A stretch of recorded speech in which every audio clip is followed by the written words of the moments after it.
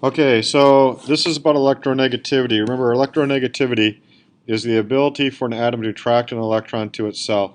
So the first thing that you want to do is you want to draw the half shell model. So, oh, that's way too big of ink there. Alright, so let me make it a little bit smaller so I can draw these things. Okay, so anyway, lithium has 3 protons. Alright, so there's that.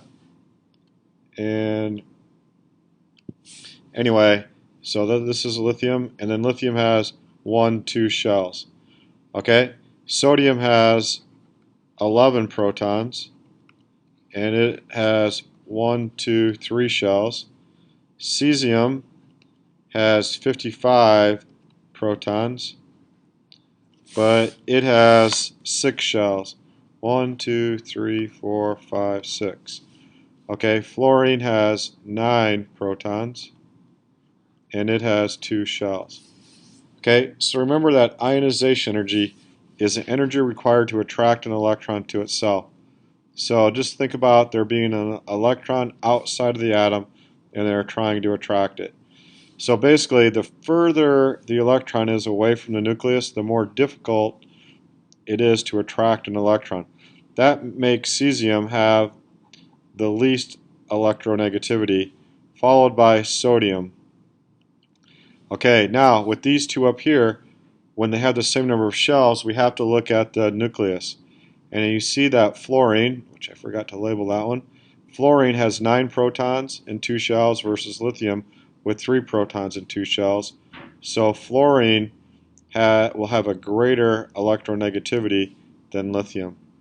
Okay, and so if you were to explain this, you could say that basically starting off with this here, that lithium and fluorine have a greater electronegativity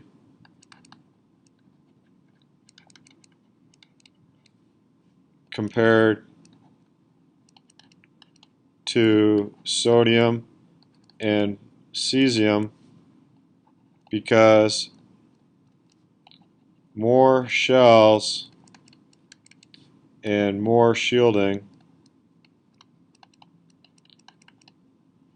leads to a smaller electronegativity. Then you have to compare fluorine and lithium.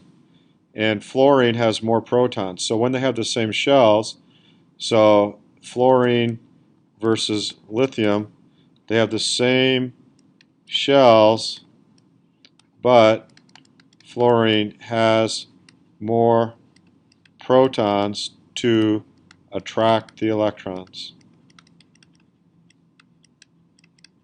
Alright, that's it for this video.